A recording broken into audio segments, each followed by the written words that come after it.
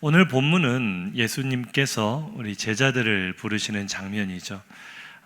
처음 예수님께서 제자로 부르신 이 4명의 사람들은 모두 같은 직업을 가진 사람들이었는데 어부들이었어요. 오늘 본문 18절 보시면 주님께서 갈릴리 해변에 다니시다가 그 베드로, 시몬이라는 사람과 그 형제 안드레를 부르셨는데 그들이 어부였다. 이 갈릴리는 호수죠. 호수, 육지 가운데 있는 호수인데 제가 직접 가봤는데요, 굉장히 큽니다. 그냥 보면은 바다처럼 보여요. 길이가 22km입니다. 놀라는 척이라도 해주시면 설교에 도움이 될 것 같습니다.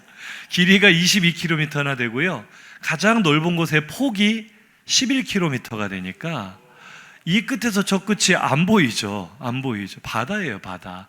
호수인데 워낙에 커서 바다처럼 보이는 그 거대한 호수. 그래서 예수님 당시에는 약 30여 개의 마을이 이 갈릴리 호수를 생업의 터전을 삼아 많은 사람들이 살고 있었다고 해요. 그러니까 그 땅에 가장 흔하게 보이는 사람들이 바로 갈릴리 호수에서 물고기를 낚는 어부들이죠. 그래서 주님께서 이 어부들을 제자로 부르시는데 그 부르시는 메시지가 굉장히 특이합니다. 오늘 본문 19절을 한번 읽어보겠습니다. 말씀하시되 나를 따라오라, 내가 너희를 사람을 낚는 어부가 되게 하리라 하시니. 아니, 이미 뭐 하는 사람들이에요? 이미 어부인데 뭐를 하게 해주시겠다고 부르세요? 네, 사람을 낚는지만 일단 중요한 거는 어부로 만들어주겠다. 좀 이상한 부르심 아닙니까? 그런데 방금 우리 성도들이 대답하신 것처럼 어부는 어부인데 사람을 낚는 어부라니, 사람을 낚는 어부다, 이게 무슨 말인가? 저는 이것이 세계 최초의 보이스피싱이라고 생각을 합니다. 사람을 낚는다. 피싱, 보이스피싱 할 때 이 피싱이요, 단어는 다르지만 낚시할 때 영어로 피싱 똑같은 발음이거든요. 철자만 조금 달라요. 거기서 유래했다 그래요. 낚는다라는 이 뉘앙스는요, 동서양을 막론하고 굉장히 부정적인 뉘앙스로 쓰입니다. 속인다, 누군가를 사기를 친다, 이런 의미로 낚는다라고 쓰이죠. 모처럼 휴일을 맞아 어떤 사람이 낚시를 떠났답니다. 근데 낚시해 보신 분들 아시겠지만 유독 이상하리 많지 잘 잡히는 날이 있잖아요. 던지면 낚이고 던지면 낚이고. 아니, 순식간에 수십 마리의 고기를 잡았는데 바로 옆에 낚시하는 아저씨는 한 마리도 못 잡고 있는 거예요. 이것도 되게 특이하죠. 그래서 너무 자기만 혼자 잡으니까 민망해서 말을 걸었답니다. 아저씨, 저만 너무 많이 잡아서 죄송합니다. 이렇게 한 마리도 못 잡으셔서 어떡해요? 이렇게 걱정하듯 인사를 건넸더니 아저씨가 호탕하게 웃으면서 대답을 하세요. 뭐 꼭 많이 잡아야 되나요? 저는 오늘 집에 가기 전에 한 마리만 제대로 낚을 생각입니다. 그 말을 딱 듣는데 되게 멋있어 보이더래요. 야, 세월을 낚는 강태공이 이런 분들을 말하는가 보다. 그러고 보니까 자기는 장비란 장비를 다 챙겨왔는데 초라한 대나무 낚싯대 하나 걸어놓고 고기가 잡히든 안 잡히든 그냥 여유 있게 앉아 계시는 모습이 도인처럼 보이더래요. 그렇게 멋있게 보이는 그 아저씨와 하루 종일 대화를 하며 열심히 낚시를 하고 이제 해가 저물 때가 돼서 정리를 하다가 아저씨, 제가 잠시 화장실에 다녀올 테니까 이거 좀 잠깐만 봐주고 계세요 하고 화장실에 다녀왔어요. 와보니까 낚싯대도 없어졌고 잡아놓은 물고기도 없어졌고 쪽지 하나가 남겨져 있는데 펴보니까 믿음과 소망과 사랑 중에 그 중에 믿음은 낚임이라. 그때 불현듯 스치듯 지나가는 아저씨 한마디. 오늘 한 마리만 제대로 낚아서 돌아갈 생각입니다. 그 한 마리가 나였구나. 이럴 때 우리는 한마디로 외치죠. 낚였다. 낚인다는 것은 사기를 당하는 거예요. 속임을 당하는 거예요. 그래서 사람을 낚는 어부다라고 할 때 딱 어울리는 사진 한 장을 보여드리겠습니다. 사람을 낚는 어부. 아무리 봐도 고기를 낚는 어부 같은데 왜 이게 사람을 낚는 어부인가? 다음 사진을 보시면 손가락만한 물고기를 잡아가지고 카메라 앵글로 이렇게 찍으면 어떻게 보여요? 다시 한번 앞에 사진 보여주세요. 네, 이 사진을 본 여러분은 다 낚이셨습니다. 그러니까 낚인다는 의미는 뭐예요? 속는다, 사람을 속인다라는 이런 부정적인 의미. 이게 우리들 생활에서만 그런 게 아니라 성경 시대에도 마찬가지였습니다. 구약 성경을 보시면은요, 선지자들도 낚는다라는 표현을 굉장히 부정적으로 사용했어요. 아모스 4장 2절에 보면 아모스 선지자는 북이스라엘의 멸망을 예언하고 경고했던 선지자잖아요. 그 사람이 이 북이스라엘이 멸망당할 것을 예언할 때 뭐라고 했느냐? 사람이 갈고리로 너희를 끌어갈 것이다. 사람이 낚시로 너희의 남은 자들을 그렇게 끌고 갈 것이다. 그러니까 선지자가 사용한 낚는다라는 낚시의 의미는 심판의 도구였어요. 여기까지 이해가 되시면 아멘. 자, 남유다에 있는 예레미야 선지자도 마찬가지입니다. 예레미야 16장 16절에 보시면 한번 읽어볼까요? 여호와의 말씀이니라. 보라, 내가 많은 어부를 불러다가 그들을 낚게 하며 그 후에 많은 포수를 불러다가 산과 모든 언덕과 바위 틈에서 사냥하게 하리. 그러니까 낚는다라는 의미와 사냥한다는 의미가 동의어로 쓰였는데 이것 또한 유다가 앞으로 심판당할 것을 경고하는 예언의 말씀이었죠. 그러니까 낚아낸다라는 건 뭐예요? 너희들을 끌어내어 사망으로 끌고 갈 거다. 너희를 죽음으로 몰고 갈 거다. 그래서 구약 성경은 늘 이 심판의 이미지를 떠올리는 도구로 낚시를 언급을 합니다. 그러니까 오늘 주님께서 사람을 낚는 어부라고 말씀하실 때 그 말은 구약 성경대로 그대로 번역해 보면 인간 사냥꾼이 되는 거예요. 섬뜩하죠. 인간 사냥꾼, 사람을 사냥한다. 오늘 굉장히 혼란스러워집니다. 우리 주님께서 세계 최초의 보이스피싱에 이어 인신매매까지 준비를 하고 계신 것인가? 굉장히 우리를 힘들게 만드는데요. 더 웃긴 건 이 어부들의 반응이에요. 내가 너희들을 보이스피싱 유인책으로 쓰겠다, 인신매매범으로 쓰겠다 말과 같은 내가 너희를 사람을 낚는 어부가 되게 했다는 말씀에 그들이 어떻게 반응합니까? 20절 한번 읽어보시죠. 시작. 그들이 곧 그물을 버려두고 예수를 따르니라. 곧이라고 할 때 헬라어 원어를 보니까 유데오스라는 단어를 썼는데 당장이라는 뜻입니다. 즉시로. 예수님 말이 떨어지기가 무섭게 고민할 시간도 필요가 없어요. 예수님 말씀을 기다렸다는 듯이 아유 좋습니다. 마치 어부는 내 적성에 안 맞았다는 듯이 보이스피싱 한번 해보겠습니다 라는 듯이 그들이 즉시로 주님의 제안을 받아들였다. 이게 무슨 의미일까요? 범죄 집단에 이 스카웃된 걸 자랑스럽게 여겼다는 의미일까? 이래서 어떤 사람들은 예수님은 나사렛 그 조폭 두목이 아니었냐라고 해석하는 분들도 계신데 우리가 오늘 이 본문을 자세히 읽어봐야 됩니다. 사람을 낚는 어부라는 것이 과연 어떤 의미일까? 일반적인 용례에 있어서 또 구약 성경에서 언급했던 말들에 있어서 사람을 낚는다라는 것은 굉장히 부정적으로 쓰였고 이걸 자칫 오해하면 진짜 보이스피싱이나 인신매매 같은 이런 범죄로 우리가 연결해서 생각해 볼 수도 있는데 오늘 주님이 그런 의도로 하신 말씀은 아니겠죠. 이 사람을 낚는 어부라는 이 주님의 언급에 대한 힌트는 우리가 동일한 마태복음에서 찾아볼 수 있는데 마태복음 13장 47절 한번 큰 소리로 읽어보겠습니다. 또 천국은 마치 바다에 치고 각종 물고기를 모는 그물과 같으니. 할렐루야. 한번 인사하시죠. 우리의 낚시와 주님의 낚시가 다릅니다. 자, 사람이 고기를 낚는 목적은 뭐예요? 그렇죠. 먹기 위해서. 먹으려면 그 고기는 행복하겠어요? 안 행복하겠어요? 죽어야 되잖아요. 그러니까 우리가 낚시를 하는 목적은 죽이기 위해서예요. 맞습니까? 그런데 주님이 우리를 낚으시는 낚시, 주님의 낚시의 목적은 방금 뭐라 그랬어요? 천국이 뭐와 같다고요? 물고기를 모아 낚아 올리는 그물과 같답니다. 주님이 우리를 죽이러 낚으시는 것이 아니라 전제가 다른 거죠. 전제가. 자, 교회를 다니지 않는 복음을 모르는 사람들이 많이 오해하는 질문이 있어요. 왜 어떤 사람은 구원을 해주고 어떤 사람은 구원하지 않느냐? 그런 하나님이 불공평하고 불합리한 것이 아니냐? 모든 사람을 다 건져줘야지. 이렇게 물어보시는 분들이 계신데 전제가 잘못된 거예요. 전제가.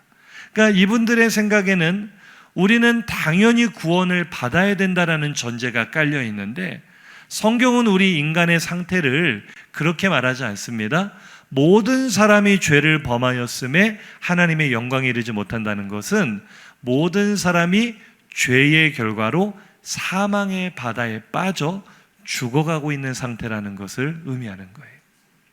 그러니까 이 모든 비극의 원인은 우리의 죄 때문이기 때문에 하나님에게는 우리를 건져주셔야 될 의무도 없고 그럴 만한 책임도 없고, 그냥 우리는 구원받는 게 당연한 것이 아니라 죽는 게 당연한 그런 상태였습니다. 그런데 그 중에 구원의 은혜를 입은 사람이 있는 거죠. 일단 낚시의 목적이 서로 다르다는 건 주님께서 요한복음 10장에서 이렇게 말씀하시죠. 도둑이 오는 것은 죽이고 멸망시키는 것이다. 그러나 주님께서 오신 이유는 생명을 얻게 하고 더 풍성히 얻게 하는 것이다. 낚시로 대입해도 똑같아요. 사람이 낚시를 하는 것은 물고기를 잡아 죽이기 위한 목적이지만 주님께서 영혼을 낚시하시는 이유는 생명을 주시기 위해서, 더 풍성히 주시기 위해서. 이 이미지를 요한복음 5장 24절에 가서 보시면 한번 읽어보실까요? 내가 진실로 진실로 너희에게 이르노니 내 말을 듣고 또 나 보내신 이를 믿는 자는 영생을 얻었고 심판에 이르지 아니하나니 사망에서 생명으로. 할렐루야. 오늘 꼭 기억하실 이미지가 이거예요. 어디에서 어디로요? 사망에서 생명으로. 할렐루야. 인간의 낚시는 반대죠. 사람이 낚시를 할 때는 생명에서 사망으로 옮기는 거예요. 왜냐하면 물고기의 행복의 범주는 물속입니다. 물속에서 잘 살고 있는 애들을 낚으면 어떻게 되겠어요? 죽죠. 그래서 우리의 낚시는 생명에서 사망으로 옮기는 낚시이기 때문에 부정적이었어요. 그러나 우리의 전제가 뭐라 그랬죠? 우리는 모두 다 사망의 바다에 빠져 있어요. 이미 빠져 있어요. 원래 우리가 머물러야 될 행복의 범주는 하나님 아니었습니다. 그런데 우리가 죄로 인하여 하나님의 품을 거절하고 죄와 사망에 빠져 죽어가고 있을 때, 죽어가는 우리를 주님께서 낚으시는 이유는 뭐예요? 가만히 놔두면 죽을 수밖에 없는 우리를 건져내어 생명으로, 하나님의 나라로 옮기시기 위해서 우리를 낚으신 줄로 믿습니다. 그러니까 모두가 죽어가는 중에 구원을 받은 우리들의 정체가 뭡니까? 옆 사람에게 한번 인사하시겠습니다. 그대는 낚인 사람입니다. 한번 인사하시죠. 우리는 모두 다 낚인 사람들입니다. 그게 골로새서 1장 12절 이하의 말씀이에요. 한번 읽어보실까요? 우리로 하여금 빛 가운데서 성도의 기업의 부분을 얻기에 합당하게 하신 아버지께 감사하게 하시기를 원하노라. 낚시의 이미지가 나옵니다. 시작. 그가 우리를 흑암의 권세에서 건져내사 그의 사랑의 아들의 나라로 옮기셨으니 그 아들 안에서 우리가 속량 곧 죄사함을 얻어는. 아멘. 할렐루야. 주님 우리를 살리기 위하여 낚으신 줄로 믿습니다. 한 번 더 인사하시죠. 보이스피싱은 당하면 안 되지만 복음의 피싱은 당하셔도 됩니다. 복음에 낚여 이 자리까지 나오신 성도님들 주의 이름으로 축복합니다. 그래서 우리가 복음의 낚시에 걸려 사망에서 생명으로 옮겨졌구나, 이 복음의 그물에 걸린 우리가 굉장히 복된 인생이구나, 여기까지 잘 따라오셨죠. 자, 이제 여기서부터 우리의 이제 진짜 오늘 우리가 생각해 볼 묵상의 주제가 시작이 되는 거예요. 교회는 복음의 그물에 걸린 공동체입니다. 맞습니까? 생명을 살리기 위해 우리를 건지신 주님의 그물에 걸려 우리가 이 자리까지 나온 줄로 믿습니다. 근데 여기에서 우리의 구원이 끝난 게 아니고요. 말씀을 가만히 보니까 이 자리에 있는 우리 모두가 복음의 그물에 걸려 여기까지 사망에서 생명으로 옮겨져 왔는데, 문제는 이 자리에서 여전히 흑암의 권세에 머물러 있기를 기뻐하는 영혼이 있을 수도 있다는 거예요. 하나님 우리를 사망에서 생명으로 옮기시려고 복음으로 건지셨는데, 낚으셨는데 우리는 이 낚여진 것을 굉장히 못마땅해 하며 하나님의 나라를 누리지 못할 수도 있다는 거예요. 궁극적으로 하나님의 나라를 누리지 못하는 사람들은 오늘 본문이 뭐예요? 주님의 부르심이잖아요. 제자로의 부르심, 사명으로의 부르심에 응답할 수가 없는 거예요. 그 원리에 대해서 오늘 우리가 살펴볼 건데, 제가 방금 설명드린 그 이야기가 우리가 조금 전 읽었던 마태복음 13장 47절 이하의 내용입니다. 한번 다시 자세히 읽어보겠습니다. 시작. 또 천국은 마치 바다에 치고 각종 물고기를 모는 그물과 같으니 그물에 가득함에 물가로 끌어내고 앉아서 좋은 것은 그릇에 담고 못된 것은 내버리는. 아멘.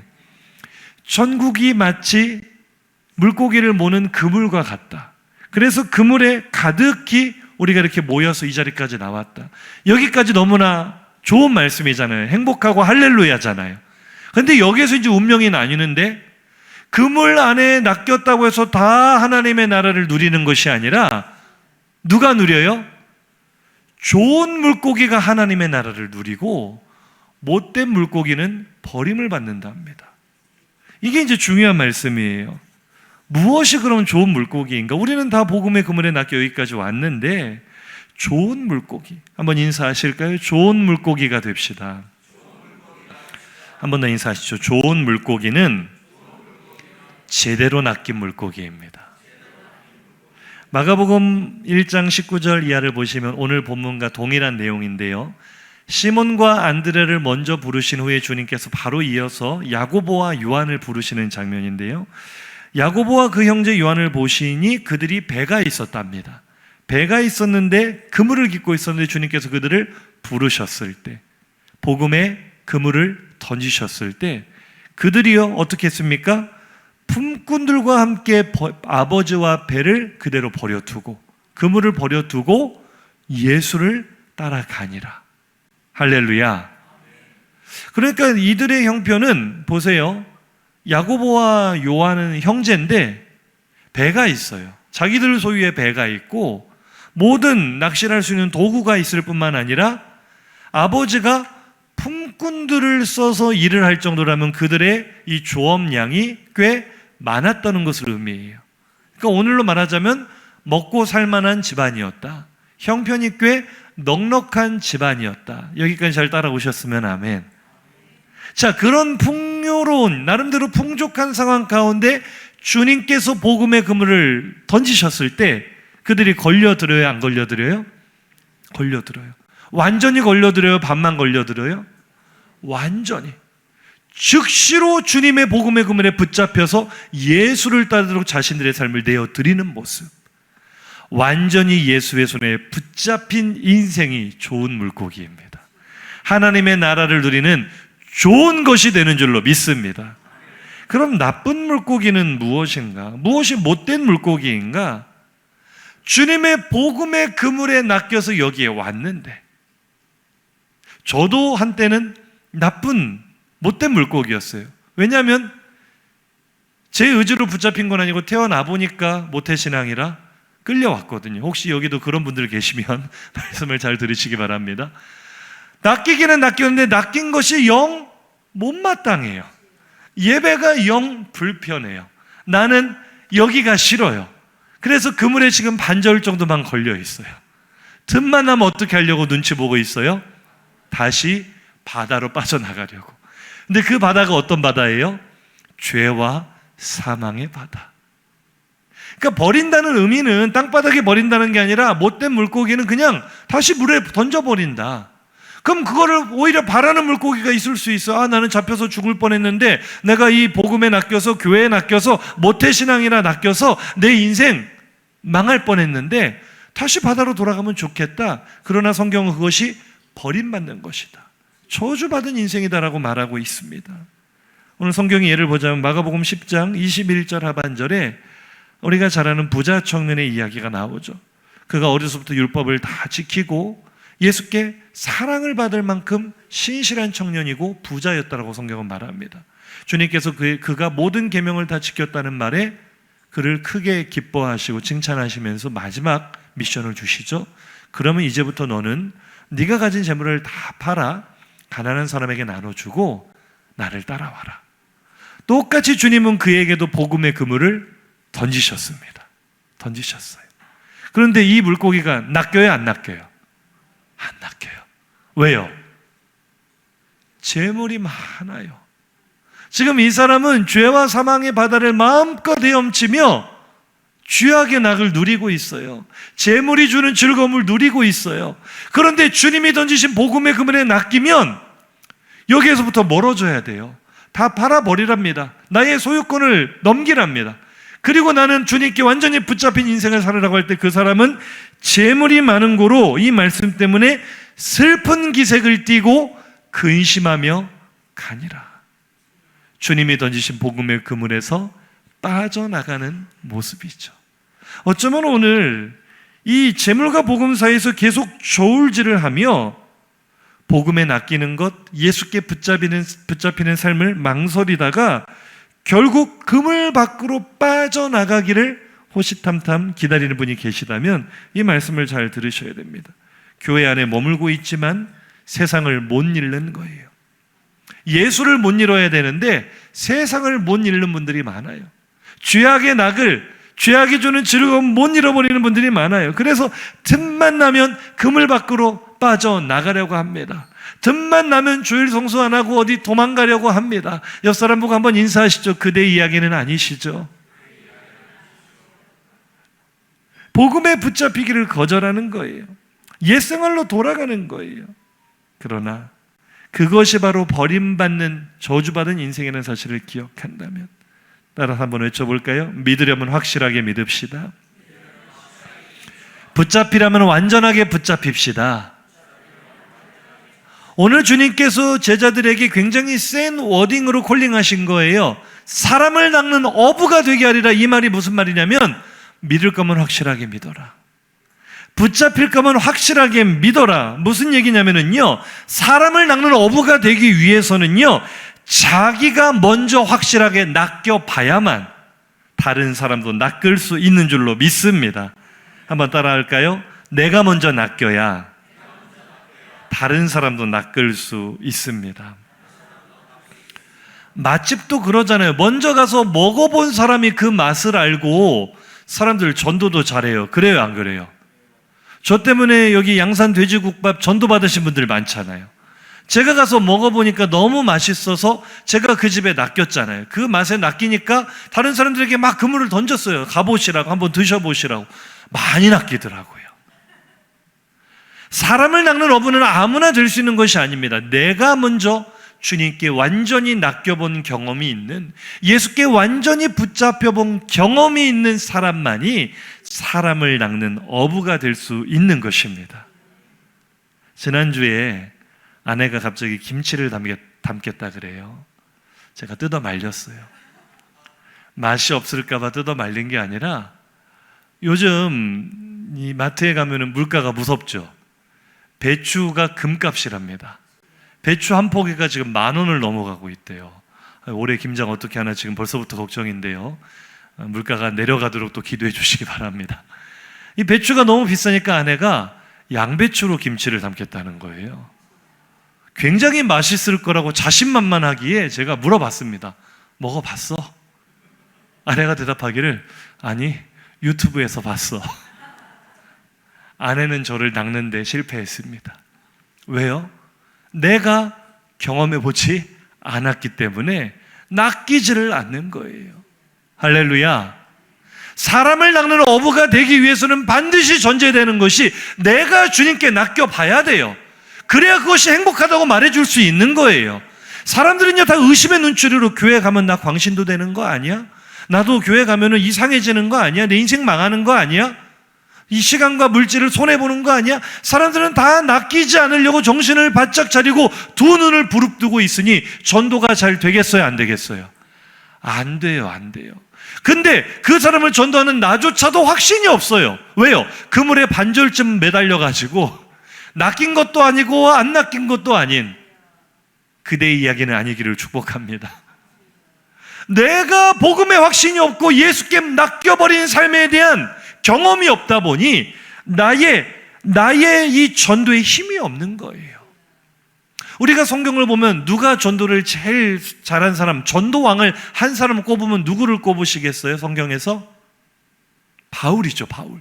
가는 곳마다 교회 세우고 가는 곳마다 제자들 세우고 바울이 전도를 잘하잖아요. 바울의 전도에는 힘이 있었습니다. 근데 그 힘의 원천이 무엇입니까? 사도행전 26장에 보니까 바울이 재판받는 자리에서 자기를 신문하는 왕을 전도합니다.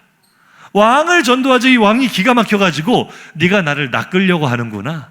네가 적은 말로 나를 권해 그리스도인이 되게 하는구나. 왕이 어이가 없어서 이렇게 나 낚으려고 하지 마라고 말하자 바울이 뭐라고 합니까? 한번 읽어보시죠. 29절이에요. 시작. 바울이 이르되 말이 적으나 많으나 당신뿐만 아니라 오늘 내 말을 듣는 모든 사람도 다 이렇게 결박된 것 외에는 나와 같이 되기를 하나님께 원하나이다.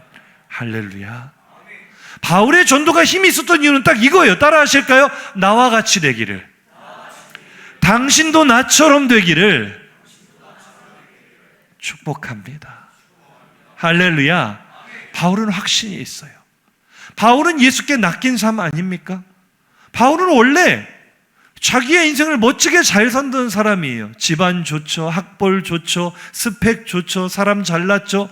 모든 것을 다 갖춰서 얼마든지 승승장구할 수 있었던 엘리트였던 바울이 왜 가는 곳마다 매맞고 감옥에 갇히고 오늘 또 재판 자리까지 끌려가는 왜 이런 인생을 살게 되었습니까? 한마디로 복음에 낚였기 때문입니다. 맞지요? 그러니까 사람들이 볼 때는 이 모습이 안타까운 거예요. 바울아, 네가 미쳤다.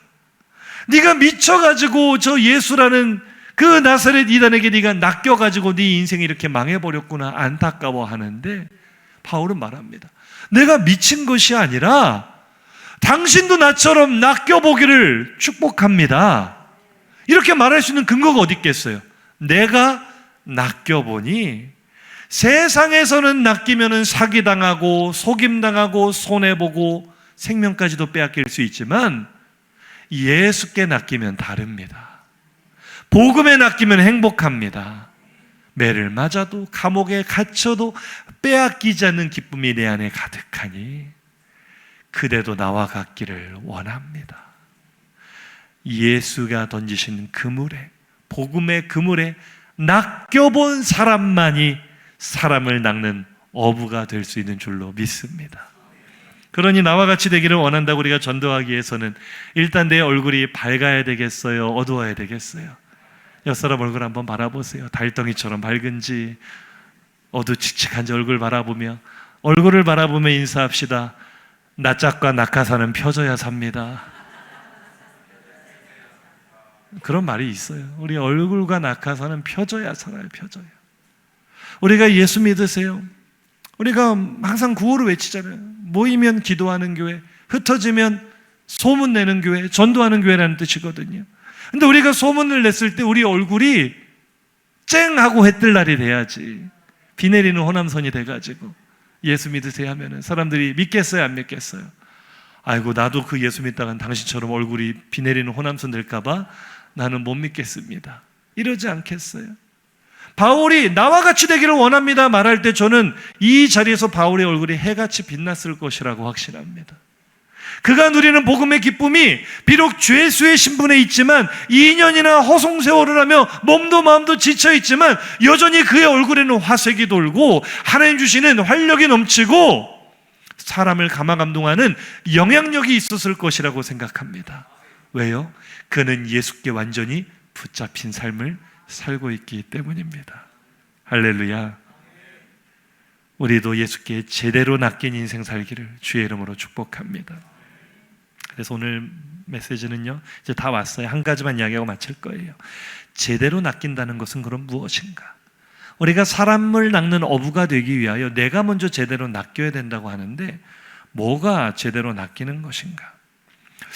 2차 세계대전 당시에 독일의 히틀러 지하에 신앙의 양심을 지키며 나치 독일에 대항했던 신학자이자 목사님이었던 디트리 본 회퍼라는 분이 계십니다. 이분이 여러 책을 쓰셨는데 그 중에 유명한 책이 나를 따르라 라는 책이거든요. 이 책은 예수님의 산상수훈, 심령이 가난한 자는 복이 있나니 천국이 저희 것이며, 이렇게 시작하는 산상수훈의 내용을 가지고 제자도에 대해 설명한 책이에요. 제자란 어떤 사람인가. 그런데 이 책의 내용은 한마디로 요약하자면 예수를 따르는 제자들, 그러니까 사람을 낚는 어부가 된 제자들에게는 공통적으로 한 가지 특별함, 비범함이 있었는데 그것이 무엇인가? 바로 희생과 포기였다라고 말하고 있습니다. 그러니까 제대로 낚인다는 것이 무엇인가? 복음에 제대로 낚여 있는 삶, 예수께 완전히 붙잡힌 삶은 무엇을 의미하는가? 한번 따라 하실까요? 포기하는 삶입니다. 무엇을 포기하는가? 이전에 누리던 옛날의 즐거움, 세상에 속한 죄악의 즐거움의 낙을 포기하는 것을 의미하는 거예요. 이전에 내가 사랑하고 자랑하고 의지했던 것들을 포기하는 삶을 의미하는 거예요. 오늘 내가 너희를 사람을 낚는 어부가 되리라는 주님의 말씀에 네 사람이 똑같이 반응을 합니다. 시몬과 안드레, 야고보와 요한이 똑같이 어떻게 반응하는지 오늘 본문 20절과 22절을 보시면 공통된 게 뭐예요? 그들이 곧 그물을 어떻게 하고 버려두고 예수를 따른다. 포기죠, 포기. 요한과 야고보도요, 그들이 곧 배와 아버지를 어떻게 하고요? 버려두고 예수를 따릅니다. 할렐루야.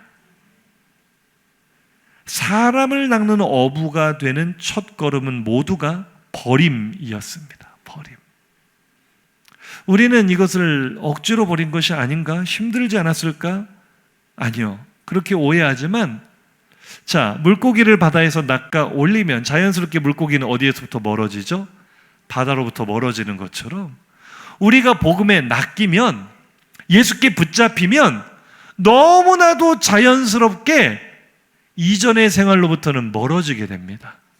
버리려고 버리는 게 아니라 자연스럽게 버리게 되는 줄로 믿습니다. 한번 따라 하시죠. 대단한 결단이나 희생이 아닙니다. 복음의 그물에 붙잡혀서 예수께 붙잡힌 삶을 살아보니 완전히 새로운 세상이에요. 이전에 모르던 기쁨이 있어요. 즐거움이 있어요. 행복이 있어요. 버리지 말라 해도 옛 생활을 버릴 수밖에 없는 거죠. 할렐루야.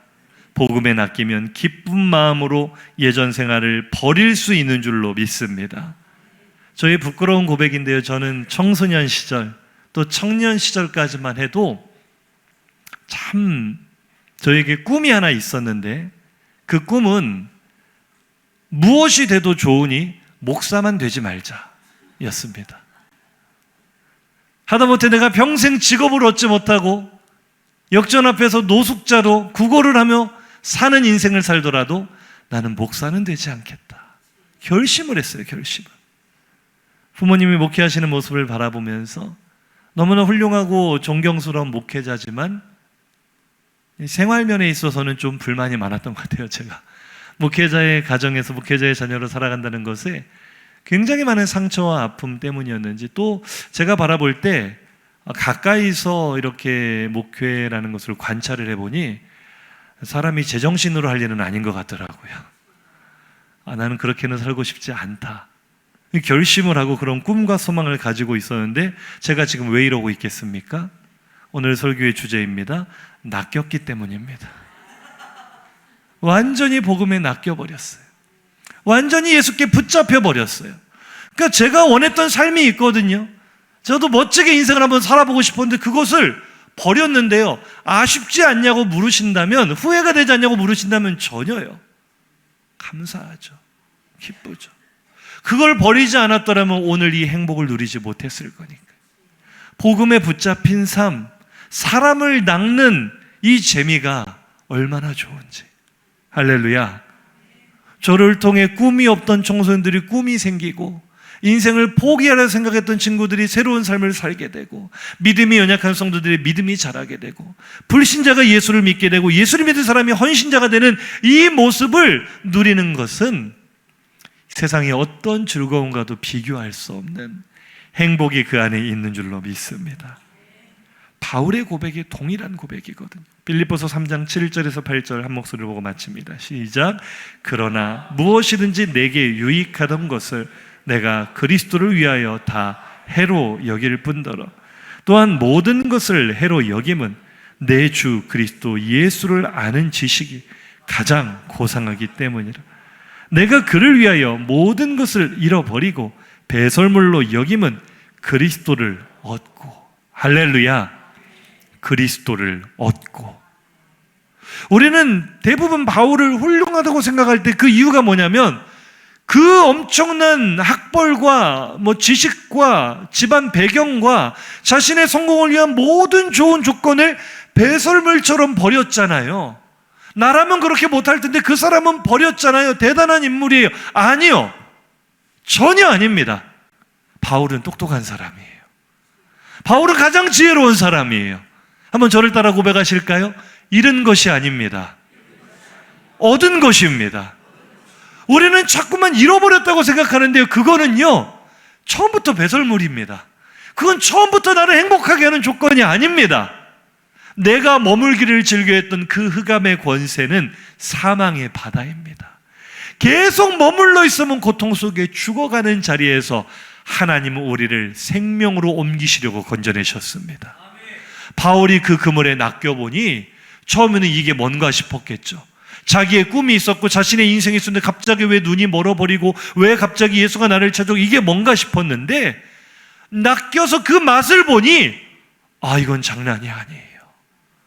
사람들은 바울이 자신의 스펙을 잃어버렸다고 생각하지만 바울은 나는 예수를 얻었다라고 말합니다. 사람들은 바울이 성공을 잃어버렸다고 생각하는데 바울은 나는 행복을 얻었다라고 말하는 것입니다. 사랑하는 성도님들, 복음의 그물에 낚인다는 것은 내가 세상에 속했던 즐거움을 잃어버리는 것이 아닙니다. 쾌락을 잃어버리는 것이 아닙니다. 친구를 잃어버리는 것이 아닙니다. 예수를 얻는 것입니다. 행복을 얻는 것입니다. 미래를 얻는 것입니다. 소망을 얻는 것입니다. 즐거움을 잃어버리는 것이 아니라 세상이 줄 수 없는 진짜 즐거움을 얻는 것이 복음에 낚인 삶이라는 것을 기억하시기 바랍니다. 말씀 마치겠습니다. 나는 어떻습니까? 마지막으로 스스로에게 질문 한번 해보세요. 나는 주의 부르심에 순종하여 사람을 낚는 업으로 살아가고 있습니까? 그보다 먼저 그런 삶을 살기 위해 내가 먼저 복음에 낚여 있습니까? 한번 옆 사람에게 물어보세요. 완전히 낚이셨습니까? 완전히 낚였습니까?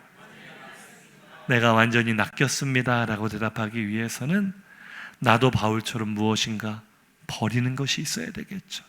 제자들처럼 옛 생활을 버려야 되겠죠. 옛날에 즐거워했던 내가 묶여있었던 것들을 버려야 되겠죠. 우리 청년들 이 죄악의 유혹과 갈등과 싸우면서 많이 고민하고 또 영적으로 투쟁하는 거 알고 있는데요, 근원적인 해결책은요, 잘못된 관계는 끊는 것입니다. 청소년들 지도하다 보면 참 재밌어요. 담배를 끊겠다고 결단하고 담배를 다 가지고 낸 친구가 꼭 담배 피는 친구들 그 담배 피는 자리에 가서 기웃거리면서 같이 놀아요. 그러면 또 유혹을 받겠어요, 안 받겠어요? 버려야 돼요. 때로는 필요하다면 친구도 버려야 돼요.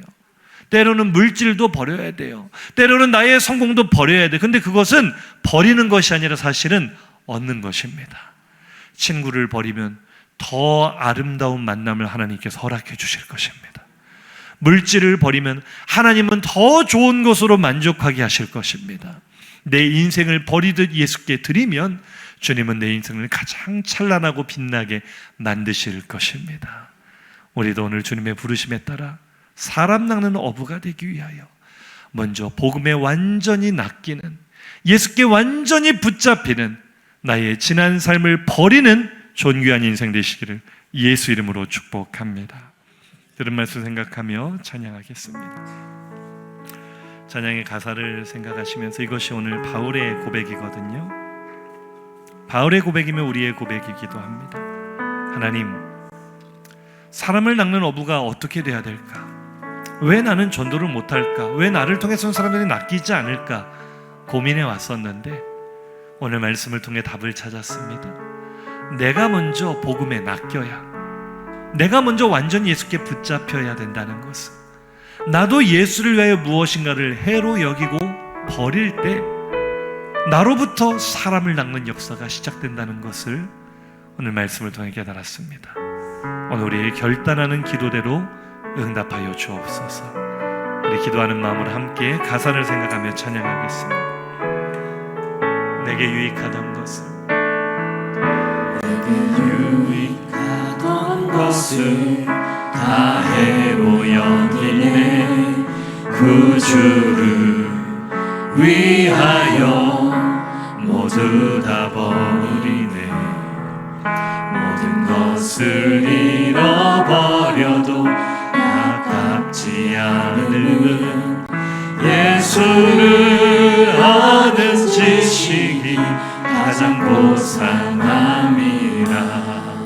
우리 육체를 신뢰하지 육체를 신뢰하지 않고 겸손한 마음으로 그 안에 능력과 고난에 참여하며 그의 죽으심을 본받아 그리스도를 얻고 예수의 안에서 발견되려 함이라. 찬양합니다.